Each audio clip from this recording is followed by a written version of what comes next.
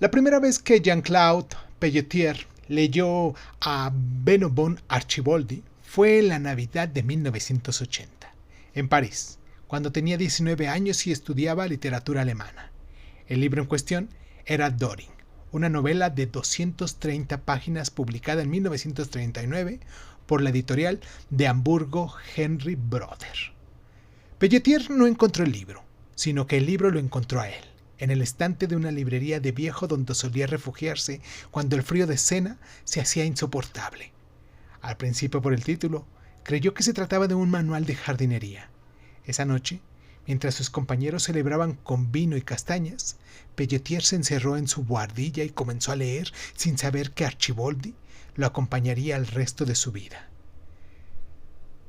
En este párrafo inaugural, con su tono de descubrimiento iniciático, nos establece los motivos recurrentes de esta obra: la literatura como destino, la búsqueda obsesiva y el azar que gobierna las vidas de todos nosotros.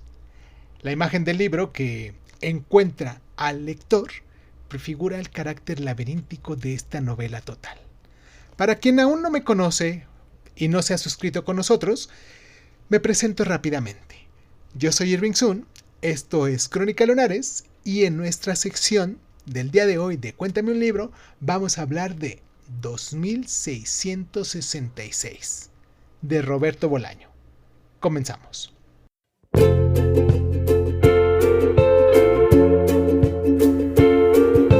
Hola, bienvenidos a Crónica Lunares de Sun. Yo soy Irving Sun. Escúchanos en tu plataforma favorita. Y si quieres tener acceso preferente, dale al botón de membresías en YouTube y ahí encontrarás audios exclusivos para miembros de este canal. Y sin más ni más, ¿qué tal si comenzamos?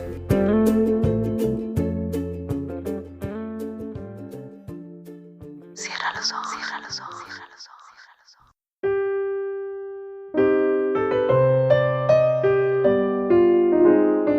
2666, publicada póstumamente en el año 2004, es la obra magna del escritor chileno Roberto Bolaño, una novela monumental que abarca 5 partes interrelacionadas, uniendo crítica literaria, violencia histórica y una reflexión obsesiva sobre el mal. Con más de 1100 páginas, es un mosaico narrativo inspirado en los feminicidios de Ciudad Juárez, pero que trasciende lo local para convertirse en una alegoría del horror contemporáneo. Como ya dijimos, la novela se divide en 5 secciones, aparentemente autónomas entre ellas, pero conectadas con personajes recurrentes y un telón de fondo siniestro. En la primera parte nos habla de la parte de los críticos, que sigue a 4 académicos europeos obsesionados con Benno von Archiboldi, un escritor alemán enigmático, el alter ego literario de Roberto Bolaño, que viajan a Santa Teresa con un trasunto de Ciudad Juárez persiguiendo pistas sobre este autor, pero terminan enredados en una atmósfera de amenaza. En la segunda parte, titulada La parte del Amalfitano, nos habla de Óscar Amalfitano, un profesor chileno exiliado en Santa Teresa que sufre una crisis mental mientras que su hija Rosa se ve expuesta a la violencia de esta ciudad. Y aquí Roberto Bolaño nos explora el destierro y la paranoia, con referencias a poetas malditos y a geometría delirante. En la tercera parte, titulada La parte de Fate, Oscar Fate, un periodista afroamericano, llega a Santa Teresa para cubrir un combate de boxeo, pero termina investigando los feminicidios. En esta parte también se critica el sensacionalismo mediático y el racismo estructural. En la cuarta parte, titulada La parte de los crímenes, que es el núcleo de todo este horror, nos habla de una lista interminable de asesinatos de mujeres en Santa Teresa, basados en casos reales de Ciudad Juárez, escrita con una fría precisión policial. En esta sección es un monumento literario a estas víctimas y una denuncia a la impunidad. Y por último, la quinta parte, la parte de Archiboldi, nos revela la vida de este misterioso escritor alemán, vinculado con Santa Teresa a través de su hermano, un ex nazi convertido en policía, y el círculo se cierra, dándonos a entender que la literatura y la barbarie son las caras de esta misma moneda. Es una novela total que fusiona policial metafísico con Las Muertas de Santa Teresa, novelas de artistas con Los Cuatro Críticos Literarios, y también del género de épica negra, ya que Archimboldi es como el Ulises del siglo XX. Su estilo es de una prosa hipnótica con párrafos que ramifican como si fueran pesadillas, con un tono clínico con descripciones forenses de los crímenes. Y también nos hace pasajes, nos habla intertextualmente con referencias a Kafka, a Borges o a Philip K. Dick. Los temas principales para mi gusto son la violencia como un tipo de paisaje, ya que los crímenes de Santa Teresa son un agujero negro que devora todo su significado. El fracaso también del arte, ya que los personajes, ya siendo intelectuales, en este caso los críticos o los poetas, son impotentes ante el mal. El exilio como un tipo de identidad, el exilio y la identidad, ya que desde el Chile de Pinochet hasta la Europa post-nazi, Roberto Bolaño va trazando un mapa de este desarraigo. Y por último, en el año 2666 como una cifra apocalíptica. El título alude a un año futuro de pesadilla, donde según Roberto Bolaño es el año del cementerio. En una cuestión de perspectiva psicológica, nos habla de los cuatro críticos que quizás son la representación de un amor literario perverso, cuando nos dice, leer Archimboldi era como acariciar un arma. También de Oscar Amalfitano, que nos representa la paranoia académica con su frase que dice, colgar libros en tendederos es el último acto de cordura. Archimboldi, por su lado, es un escritor soldado y su frase sería, la guerra fue su universidad. Las víctimas de Santa Teresa, que es una representación de la invisibilidad social, cuando nos dice con la frase, murieron por ser pobres, mujeres y mexicanas. Nos hace pasajes por Ciudad Juárez, en Santa Teresa, con feminicidios reales, que hasta ese momento, en ese año cuando se escribió la novela, estaba basado en más de 400 casos sin resolver.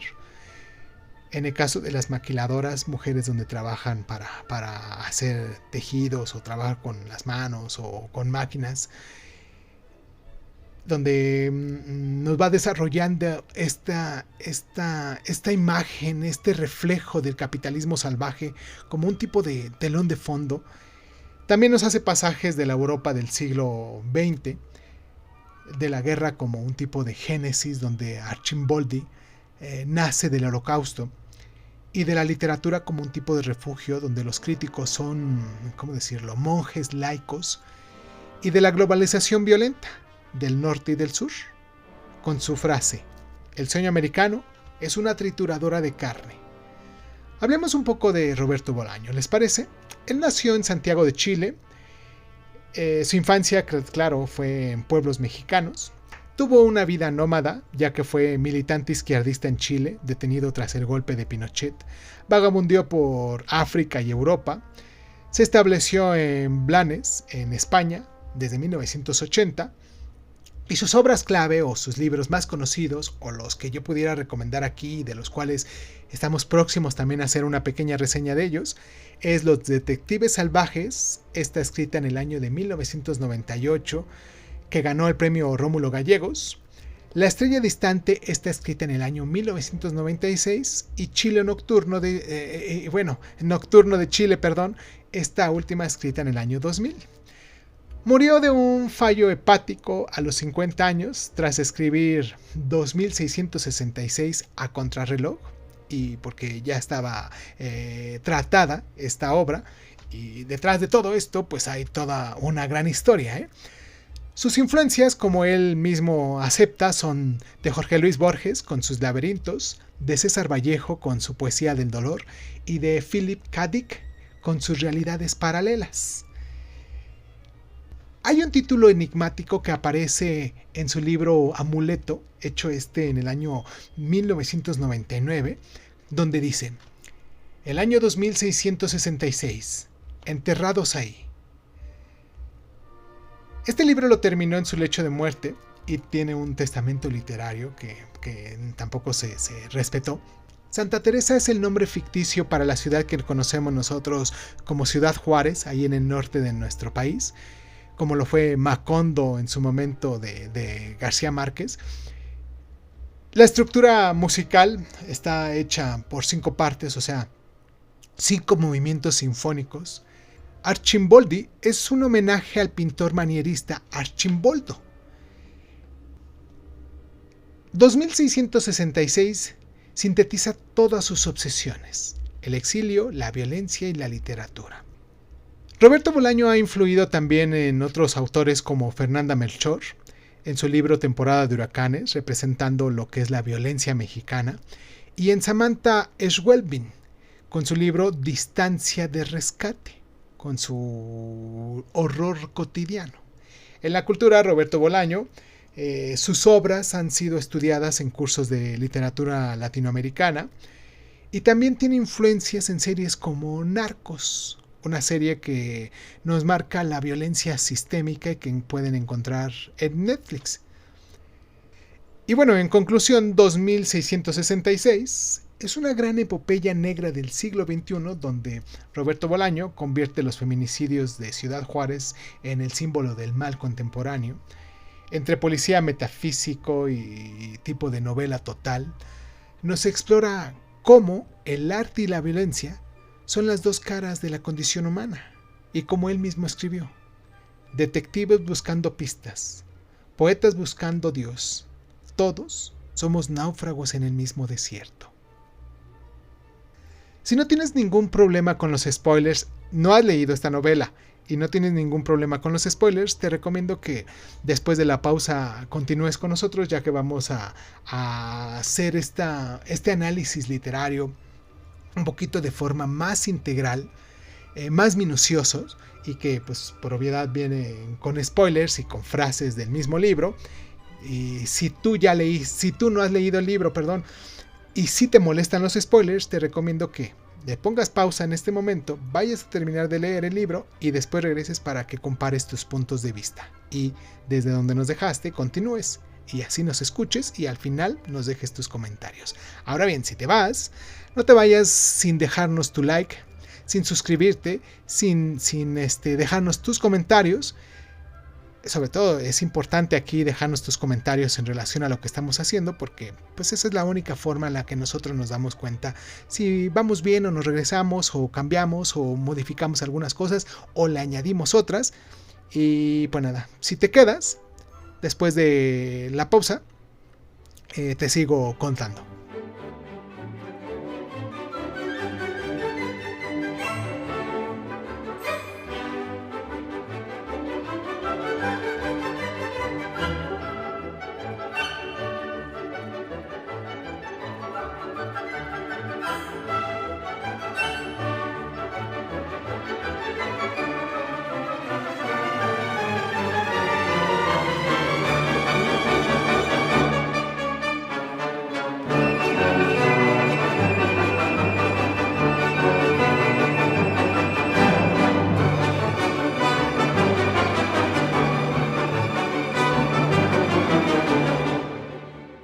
2666, novela escrita en el año 2004 de Roberto Bolaño, es una novela totalizante, ya que abarca misterio, es una novela histórica también y también tiene una crítica social. Está dividida en 5 partes independientes pero conectadas entre sí. Está ambientada entre Europa y Santa Teresa, o sea, un ficticio basado en lo que es nuestra ciudad Juárez. Sus temas son la violencia, la literatura, el mal y la búsqueda. En la primera parte nos habla de los críticos, la parte de los críticos, la Europa de los años 90, donde 4 académicos europeos, entre ellos Pelletier, Morini, Spinoza y Norton, están obsesionados con el enigmático escritor alemán Benno von Archiboldi. Viajan a Santa Teresa, allá en México, tras pistas de su paradero. Y bueno, todo esto se pudiese resumir a lo mejor en una pequeña frase que dice así, en un pasaje clave, claro, que dice así: buscar Archimboldi era como buscar la sombra de una sombra. En la segunda parte, la parte de Amalfitano, en Santa Teresa, nos habla de Óscar Amalfitano, profesor chileno exiliado, que sufre una crisis mental mientras su hija Rosa se ve envuelta en una violencia local. Y existe una escena simbólica. Amalfitano cuelga un libro de geometría en un tendedero para ver si la literatura resiste el viento del desierto.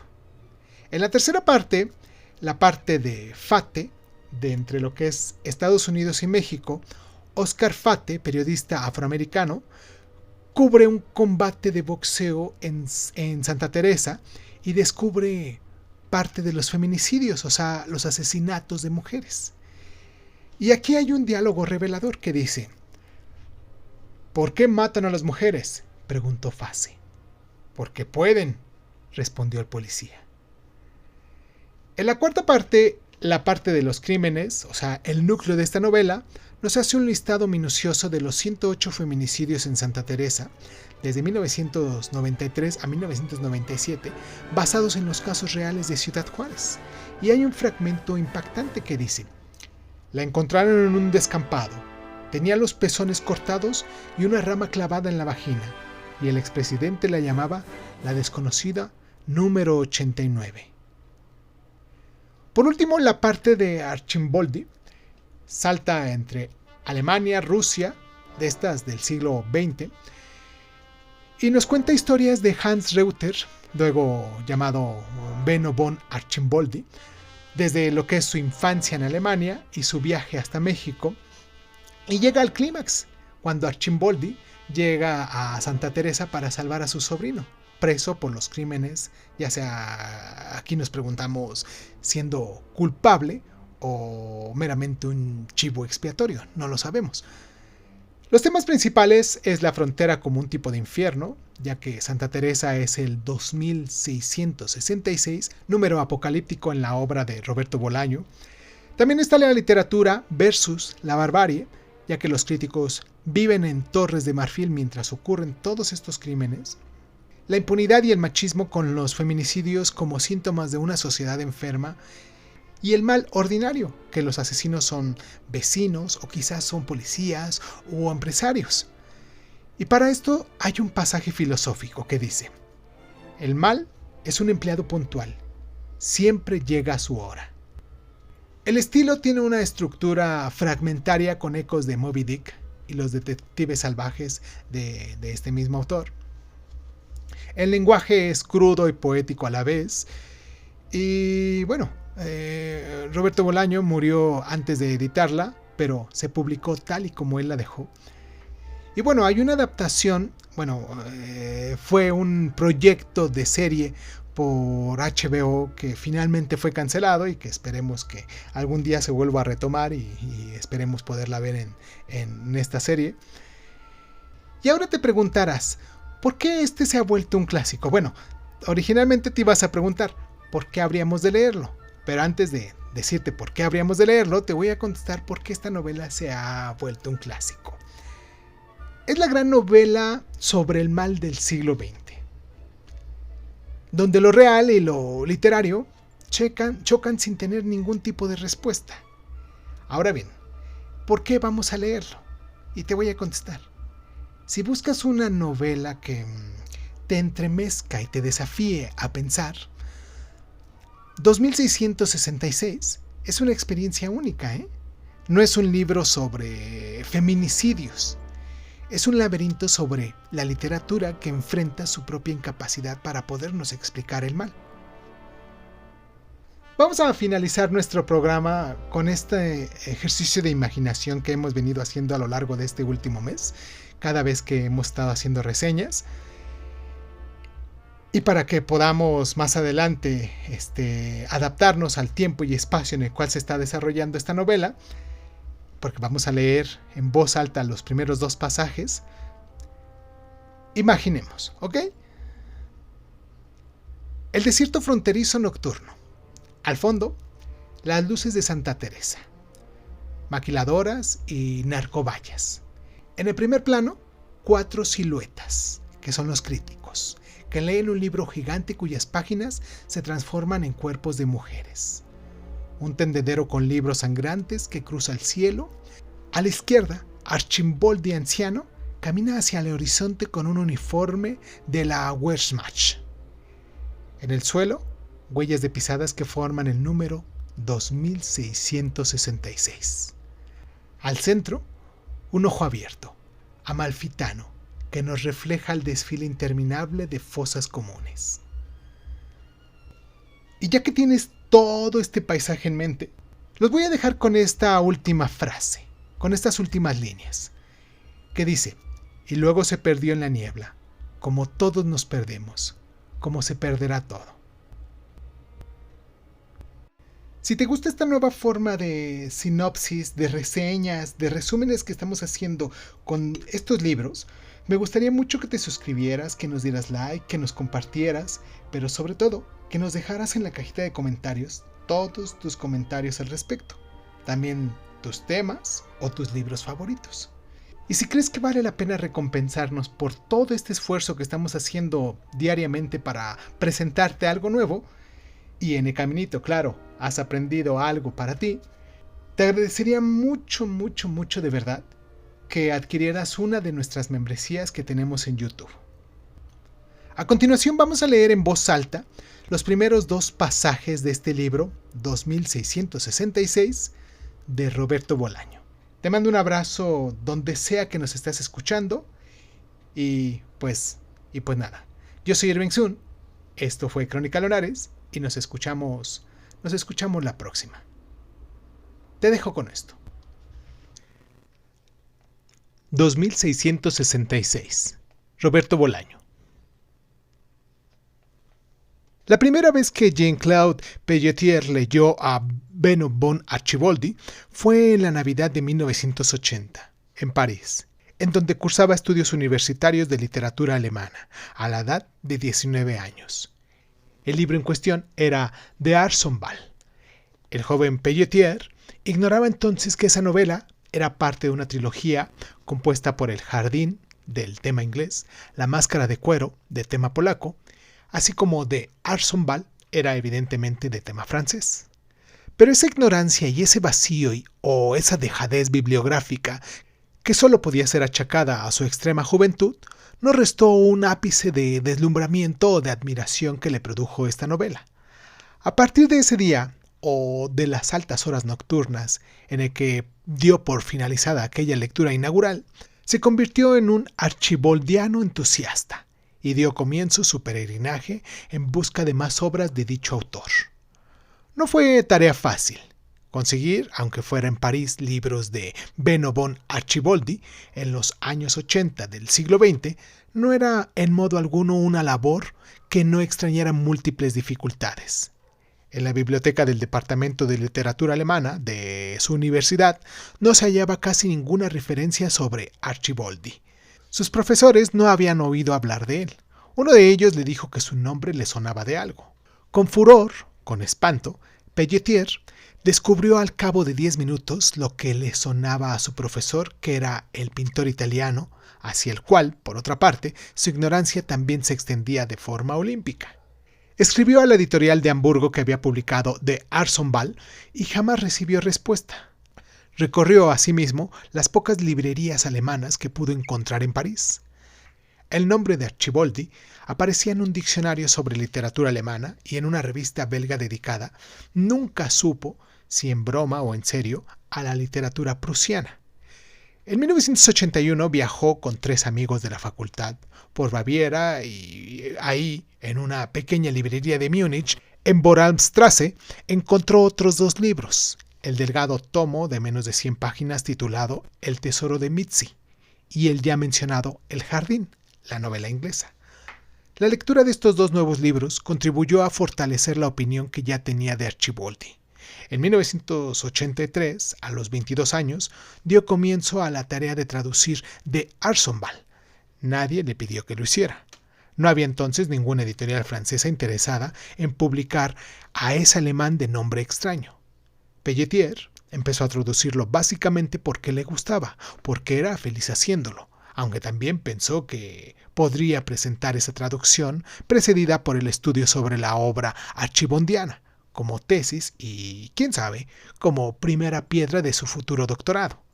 Acabó la versión definitiva de la traducción en 1984 y una editorial parisina, tras algunas vacilantes y contradictorias lecturas, la aceptó y publicaron Archibaldi, cuya novela, destinada a priori a no superar la cifra de 1000 ejemplares vendidos, agotó tras un par de reseñas contradictorias, positivas e incluso excesivas, los 3000 ejemplares de tirada, abriendo las puertas de una segunda y tercera y cuarta edición.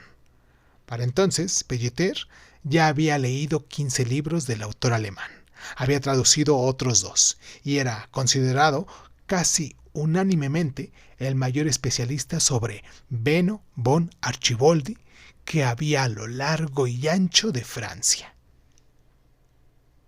Entonces, Pellicer pudo recordar el día en el que leyó por primera vez a Archibaldi y se vio a sí mismo, joven y pobre, viviendo en una chambre de Bonn, compartiendo el lavamanos, donde se lavaba la cara y los dientes, con otras 15 personas que habitaban la oscura buhardilla, cagando en un horrible y poco higiénico baño que nada tenía de baño, sino más bien de retrete o pozo séptico, compartido igualmente con los 15 residentes de la buhardilla, algunos de los cuales ya habían retornado a provincias provistos de su correspondiente título universitario, o bien se habían mudado a lugares un poco más confortables en el mismo París, o bien unos pocos seguían ahí vegetando o muriéndose lentamente del asco.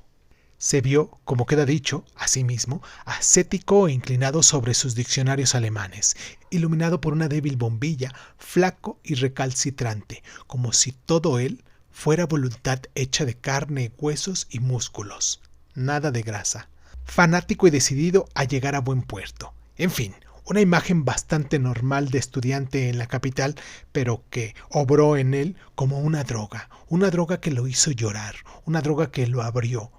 Como dijo un cursi poeta holandés del siglo XIX, las esclusas de la emoción y de algo que a primera vista parecían autoconmiseración, pero que no lo era. ¿Qué era entonces? ¿Rabia? Probablemente. ¿Y qué lo llevó a pensar y a repensar, pero no con palabras, sino con imágenes dolientes, su periodo de aprendizaje juvenil? Y que tras una larga noche tal vez inútil, forzó en su mente 2 conclusiones. La primera, que la vida tal como la había vivido hasta entonces se había acabado. La segunda, que una brillante carrera se abría delante de él y que para que ésta no perdiera el brillo, debía conservar, como único recuerdo de aquella buhardilla, su voluntad. La tarea no le pareció difícil. Suscríbete a Crónicas Lunares de Izun en Spotify y otras plataformas de audio y de podcast. Si te gusta lo que estamos haciendo, regálanos un like, comparte este audio en tus redes sociales y sobre todo, déjanos un comentario con tus inquietudes, ¿vale? Crónicas Lunares de Izun es un programa de divulgación cultural conducida, narrada y comentada por Irving Sun y en muchas ocasiones por invitados especiales. Si quieres participar leyendo tu cuento favorito en voz alta, recuerda ponerte en contacto con nosotros. Agradezco infinitamente a todos los lunares que con sus donaciones hacen que este canal crezca y me sienta motivado a hacer lo que me gusta hacer y mostrárselo en estas plataformas. Gracias infinitas. Yo soy Irving Sun, esto fue Crónicas Lunares y ¿qué tal si nos escuchamos después?